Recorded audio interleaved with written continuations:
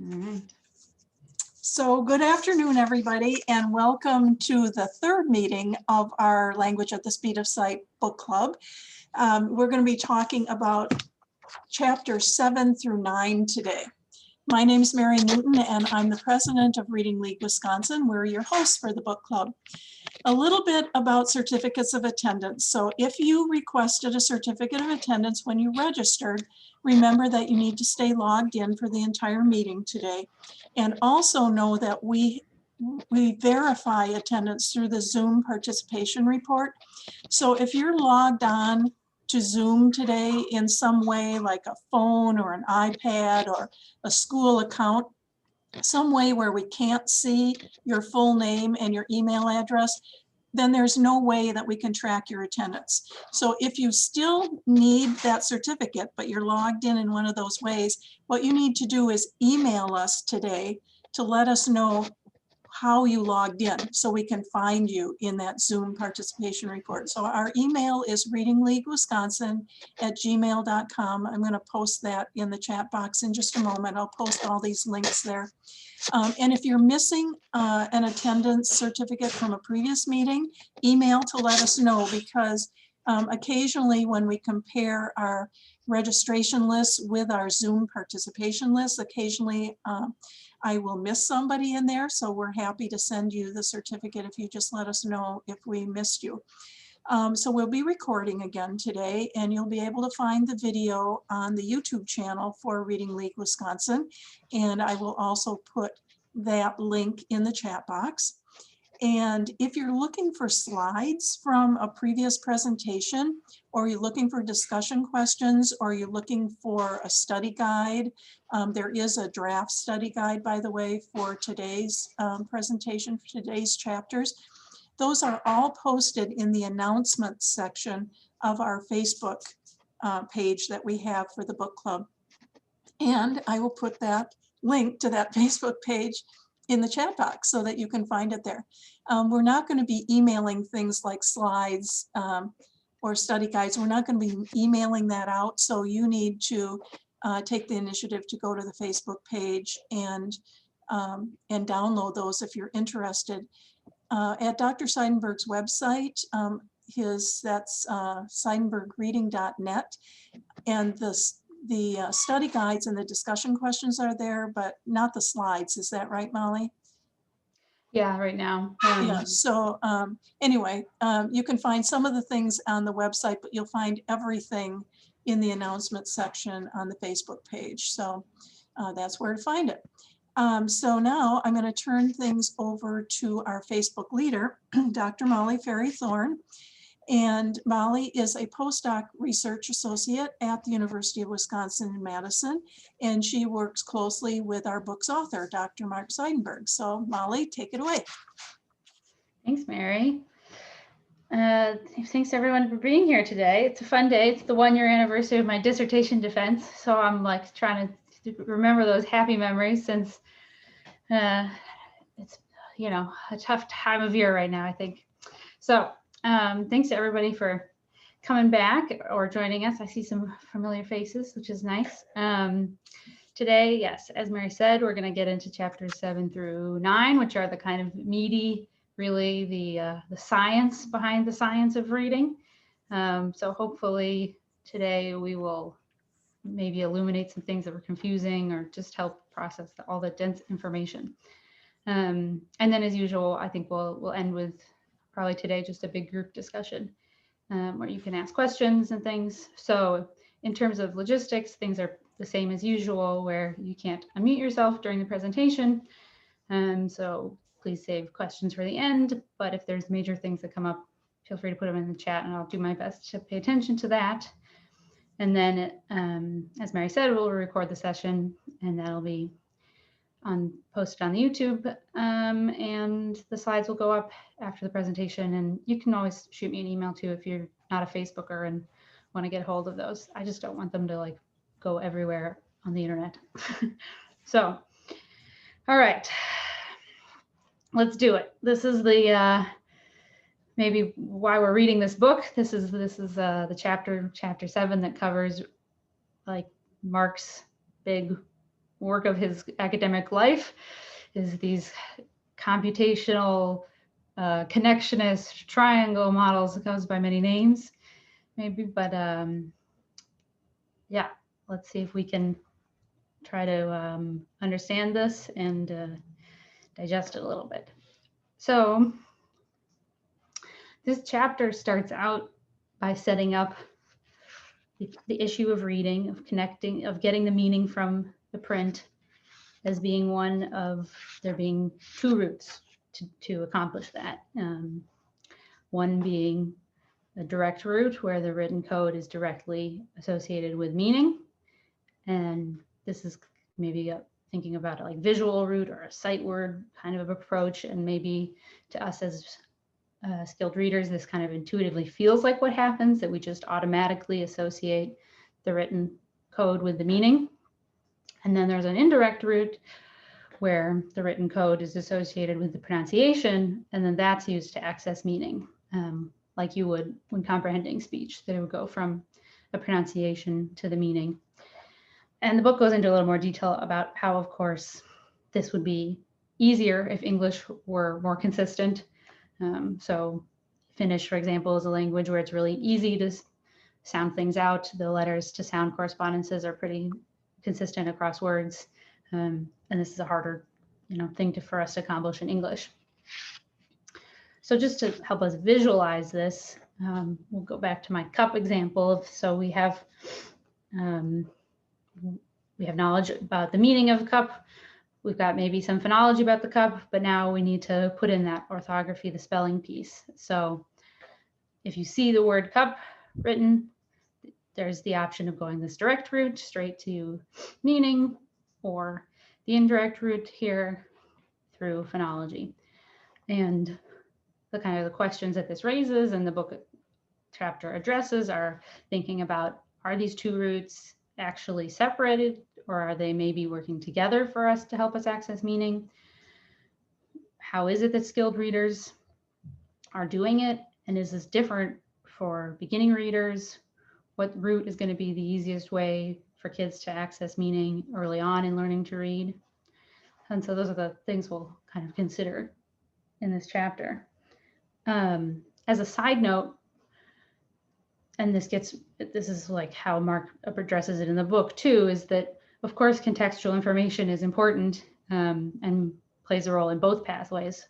So we're not going to really consider it today. And this may actually look familiar to if you are have had other kind of reading PD. I know that the 4-part processor often comes up, and that looks very similar to this. And the 4-part processor is not, it often gets attributed to Mark Seidenberg. It's not actually what he put out, but it is based off of some of the ideas of these models that Mark has worked on. So returning to thinking about what I think I've been harping on about this, if you've come to previous sessions, thinking about how reading is not, of course, not just visual, the phonological information is really essential. And I think that this sentence from the book does a nice job of kind of framing this, of thinking the claim is not that phonics is all there is to reading, rather it is that the use of phonological pathway is an essential component of skilled reading. And for most children, using that phonological pathway requires instruction, hence phonics. So thinking about how do we know that this is true, that phonological information is essential? The experiments that get talked about in the book are these Van Orden experiments. And so we'll talk a little bit about this Van Orden effect here. I wanted to mention, I don't think it made it into the study guide draft, but the link, but there is a demo on Mark's website, which I can post a link to in the Facebook page. And it's where you can, participate a little bit and see what the experiment would be like to do these experiments. So the goal of the experiment is you're asked to judge whether a presented word is part of a particular category. And the interesting finding here for thinking about phonology is that it slows you down, or maybe you even make an error decision, like deciding if it fits in that category, if the word is a homophone for a word that should be part of the category. So if you see bear spelled B-A-R-E, it takes you a little longer to decide that yes or no, that's not part of the category, that it's not an animal. So the phonology of the homophone is activating the meaning of the word, and that's slowing you down. If you are only using the visual pathway, a homophone should be easy to reject. But that's not what we find in these experiments. So this homophone effect is showing that because of the phonology in that triangle, the meaning part of the triangle is also getting activated. And that is harder, makes it harder for us to complete this experiment. And so they found that the interesting thing here is using phonology is actually making you perform more poorly, but actually it's just an automatic thing that you can't control that. It just automatically gets activated. So these Van Norden experiments all of these are experiments with skilled readers, adults, college students. And so maybe you're thinking, well, what about with younger readers? Is this the same thing, that phonology is important with younger readers? And there, now we turn to another researcher, Chuck Perfetti, who has done work looking at how sound knowledge and decoding ability is important for children who are learning to read. And so they found that poor readers, these were children poor on the sense that they took a comprehension assessment, and the poor readers had more difficulty reading the low frequency words and non-words. So these are words that they're not used to reading. And this is stemming from a difficulty with the decoding piece, using the phonological code to recognize words. And the important part here is thinking about how that can lead to more problems down the line. So if poor readers have difficulty using the phonological pathway, difficulty decoding words, this is going to lead to poor comprehension. They're not reading the words, they're not understanding. And then that can lead to relying on guessing from context. But the context is the other words. And so if you're trying to use the other words to figure out the context and you're having trouble with the phonology, you don't actually have access to the other words. And the other thing here is that it's especially hard because usually what you're reading is not that predictable. So the context cues are not very clear.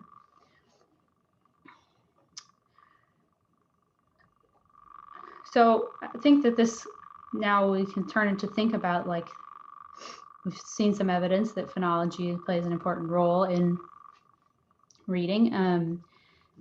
And so how do we approach the reading, word reading, and how do we approach using phonology or using maybe phonics rules? And we may have the false kind of intuition that it's easy to break up English words into rule-governed words and exception words. But as he mentions in the book, there are many cases where it's really very difficult to understand which ones are the rules and which ones are the exceptions. So in the book, he has these examples of clown, town, or frown. Is that the rule, or is it the own, flown, or blown? Or it's often these vowels.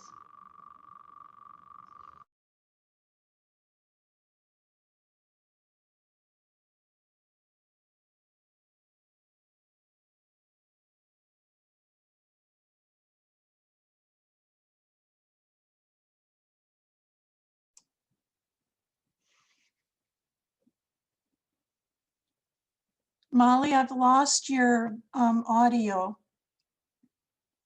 Somehow you got muted.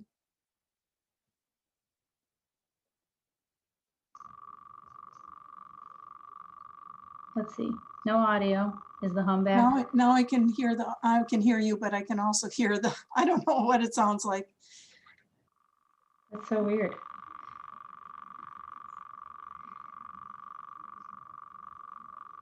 I have crickets. Yeah, somebody says you must have crickets in that room, Molly. I don't know.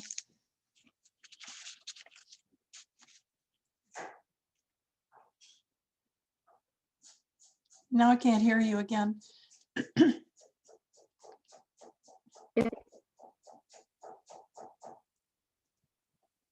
About that. I'm sorry that there's a hum. I wonder if I, Sounds better. I mean, I get a little background noise, but not as disturbing as the previous noise. I just don't know if it's a, maybe the solution is to, It sounds good right now, Molly. okay. Just I keep don't know. your fingers crossed and move forward. Okay. All right. Oh, so, right. Thinking about if it's, yes, words are rule governed, or are there rules and exceptions? Is this an appropriate way to think about English? Is this a good way to be teaching? Probably not, because there are far too many rules and patterns to learn and remember. And it's not really the way English is, as we talked about last week as well. Then maybe we also could have an intuition that we just read things by sight, that we just have like memorized words as like chunks, as units that we just can recognize as we would recognize other objects in the world or something. But of course, those associations are really arbitrary, and there's much too many for us to memorize. And as we talked about, phonology is playing a role there when we're reading. So this is where we turn to now, thinking about an idea that doesn't break down into a direct and an indirect route, or rules and exception learning, and instead it's this computational model. So these are hard models to talk about because really they are pretty, I mean, advanced scientific study. They involve a lot of knowledge about computer modeling and things that I don't even have. So I'm going to try to talk about them at a pretty surface level, maybe even more of a surface level than is in the book, because I think having as much detail as there is in the book is maybe a little confusing. So we'll see if we can make clear what's happening. So one important thing to understand about these models is that they're based on principles about how the brain represents and learns information. So as we've learned about the brain, that's in fact informed these models. So in the brain, there's lots of neurons there that are connected via synapses, and behaviors that we see are arising from large networks of all of these interconnected neurons. And so learning is therefore making these networks. And so this is, the models are not as complex as our brain are, but they're based on this idea of having lots of little units that are connected to each other, and that like kind of network of connections is our knowledge, is what we have to learn. So turning to the kind of thinking about the three parts of the triangle model, the three sides, I'm going to simplify it even from this diagram that's in the book. Mary was showing me it before when we first got on, this one that's got the little bubbles in the in-between. And I'm going to say, well, we shouldn't worry about those bubbles in the in-between. Those are the hidden units, that's things about what's happening kind of behind the scenes to make the connections work in the way the models are working. But the important thing, I think, is really just to focus on these three parts and how they're connected. So we can think about each of these boxes containing a large number of these like simple processing units. You can think of them like neurons. They each have like a little job to do. And just like neurons, they can become activated based on getting input. And then the arrows are just there to signify the connections that are happening between the units and how activation is spreading. and it's spreading to the hidden layer in between, but we don't need to worry about that. The important thing is just to think about that they're all communicating.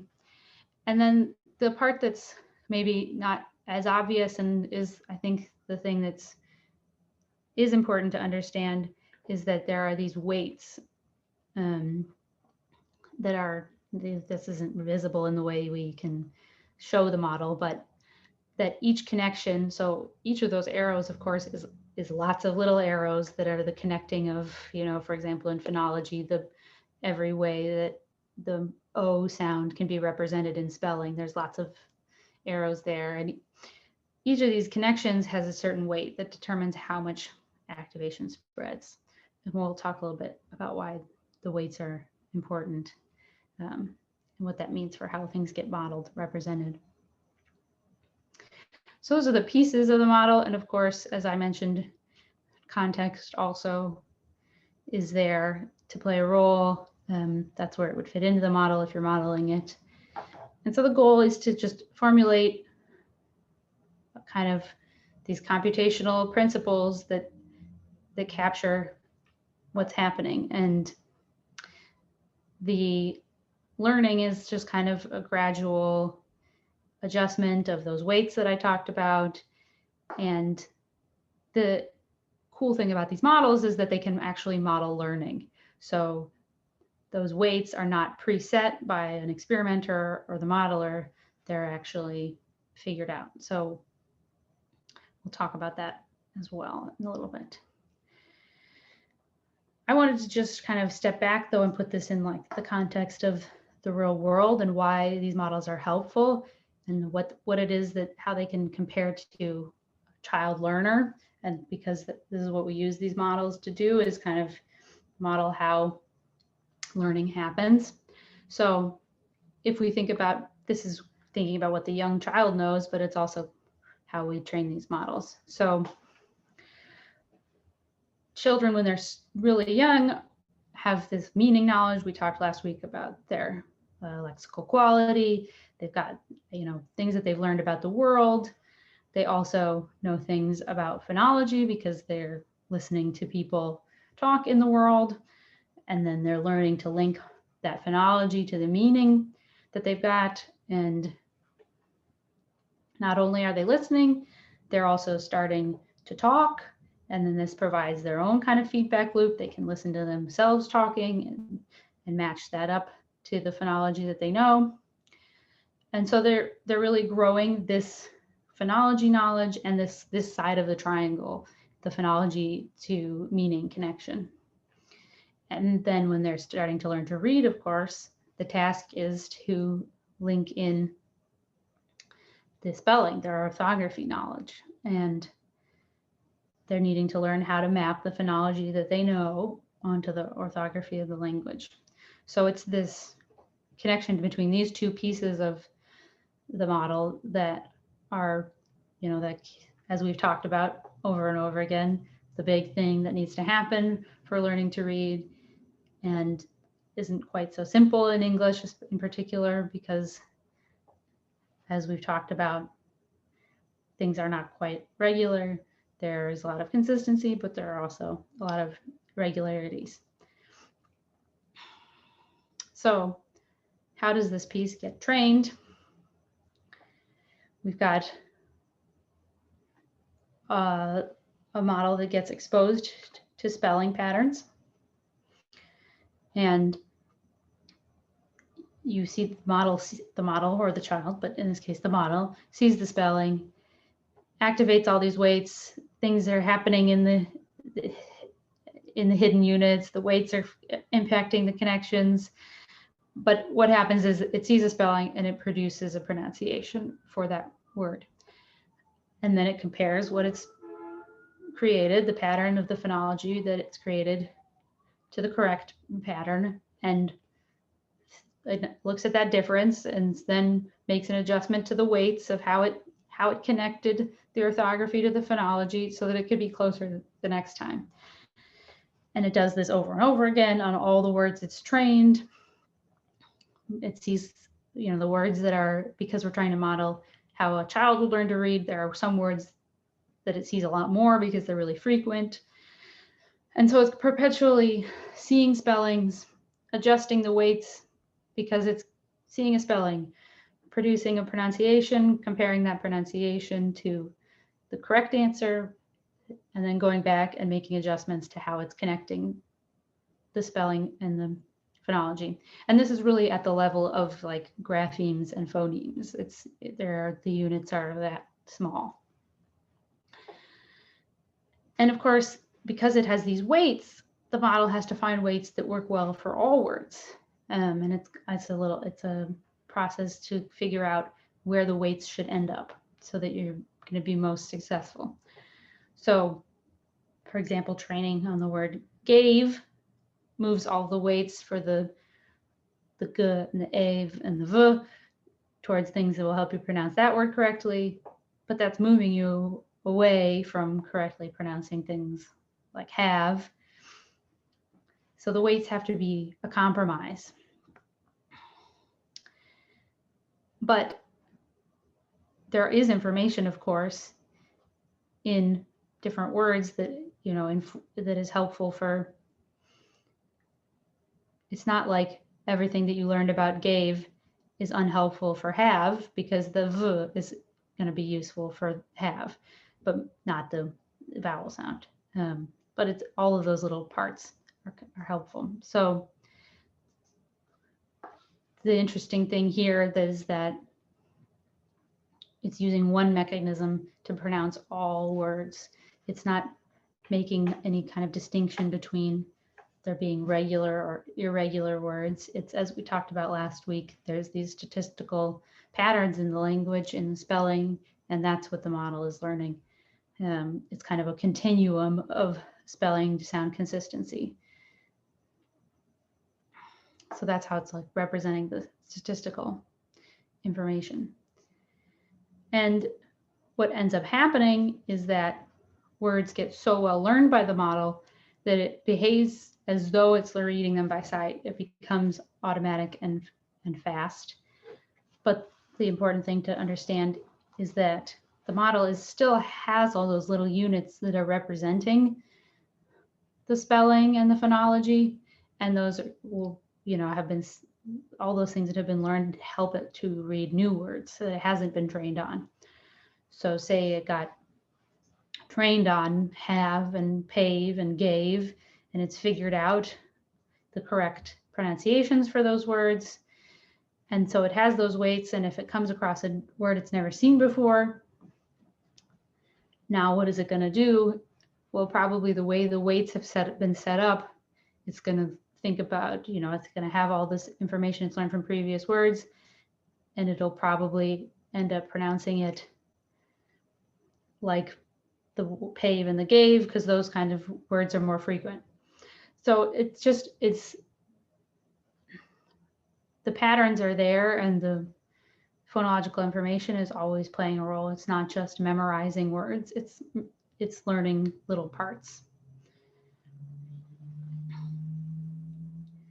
So we've talked about this spelling to phonology kind of route to getting if we're trying to sound out a word, but what about, could you go through the other sides of the triangle to sound out a word, or figure out what a word says, the pronunciation?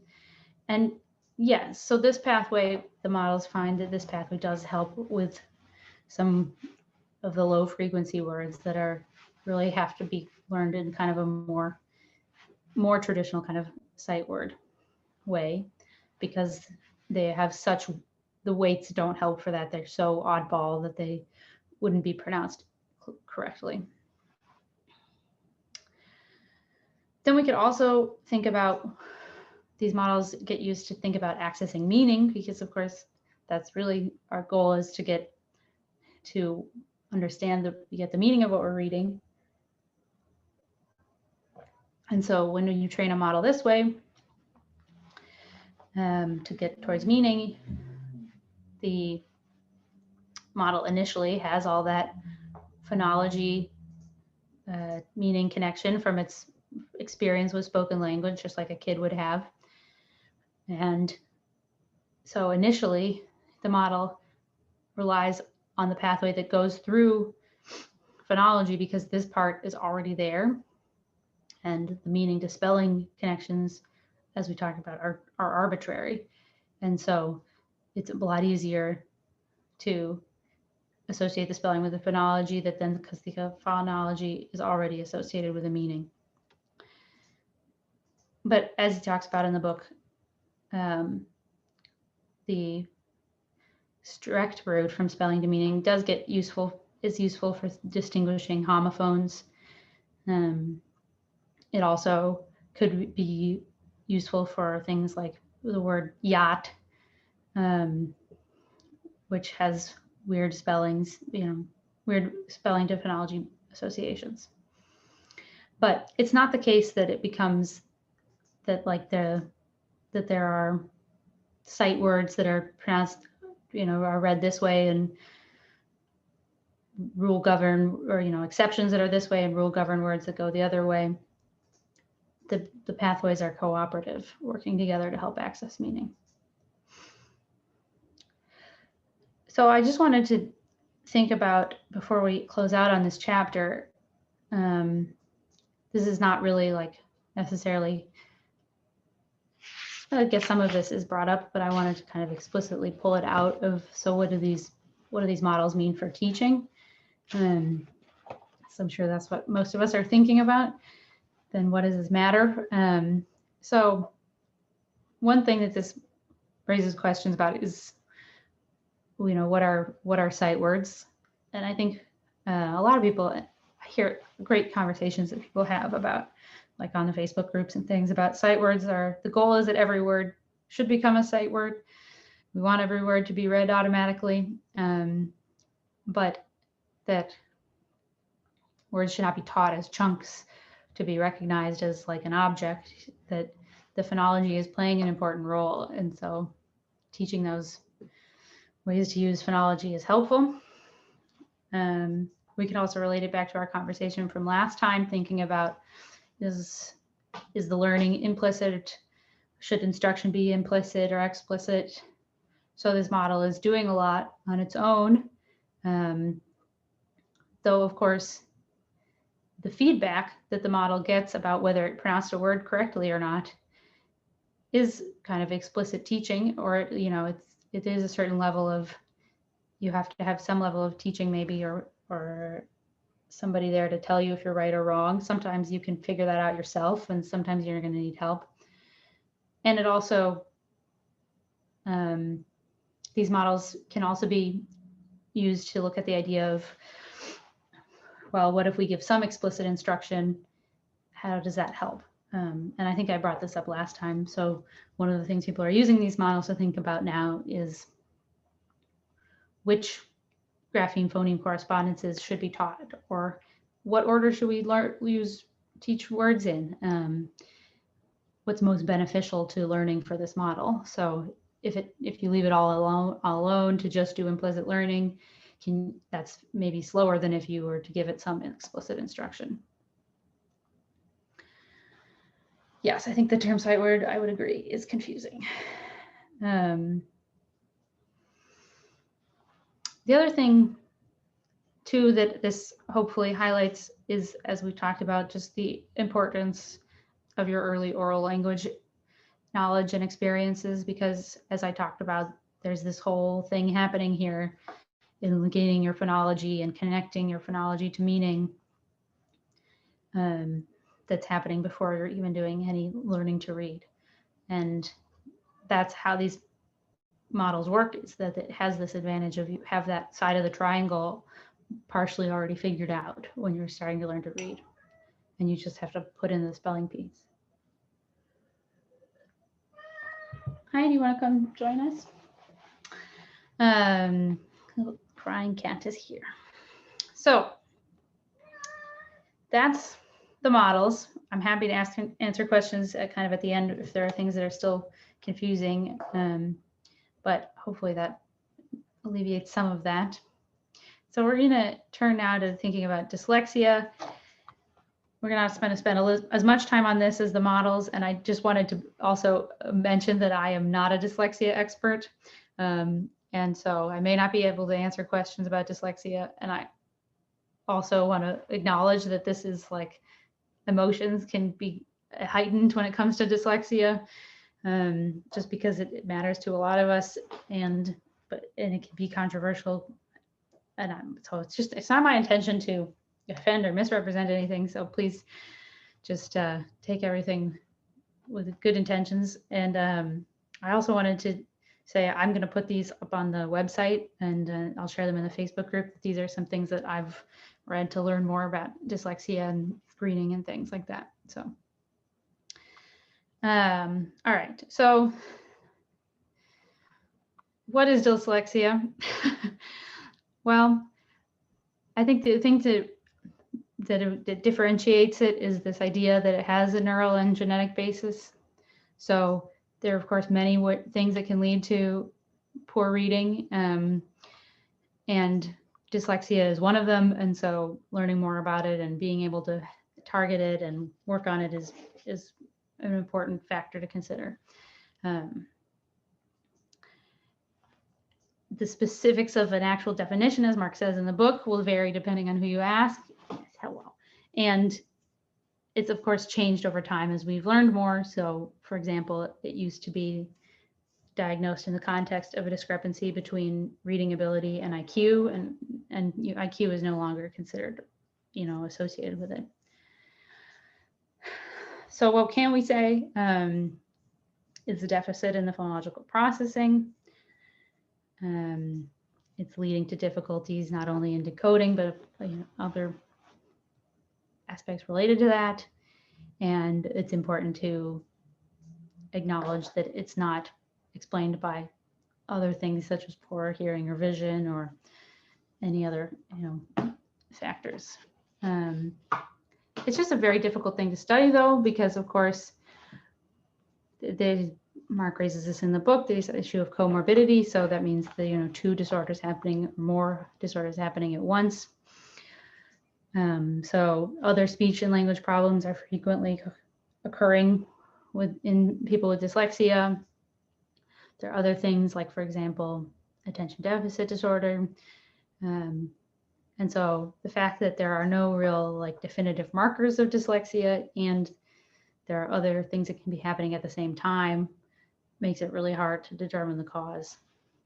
But what do we know from research? We've found through brain research that there are some differences that we can see in the brain.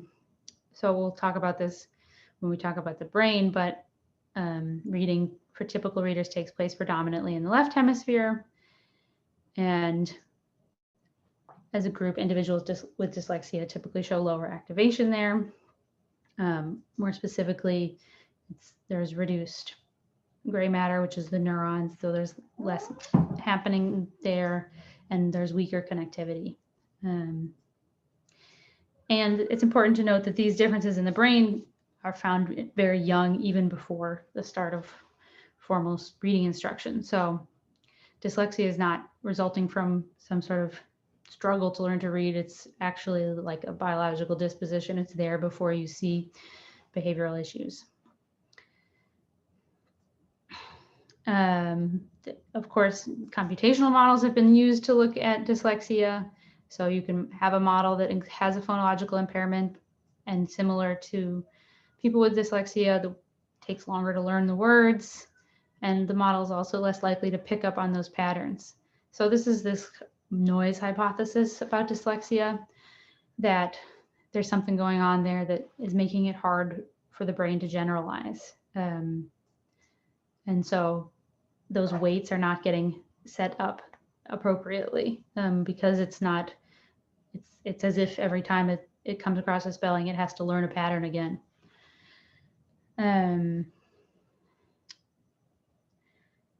So thinking about the problem here then with dyslexia, though, is that the diagnosis often happens after there's already been struggle, there's already been trouble learning to read, and unfortunately, you've kind of already missed the effective window for good instruction, that there's higher brain plasticity earlier on. So the idea that gets raised in the book and a lot of people talk about is, having this high quality instruction, ensuring that all kids are getting this high quality early instruction. And I think this is something Mark says in the book, it's not going to harm a child to get extra good instruction. And the earlier instruction is going to be more effective.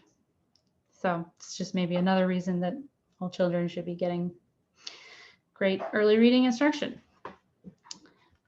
All right, so that's my little piece on dyslexia. We're just going to breeze through a little bit about the brain.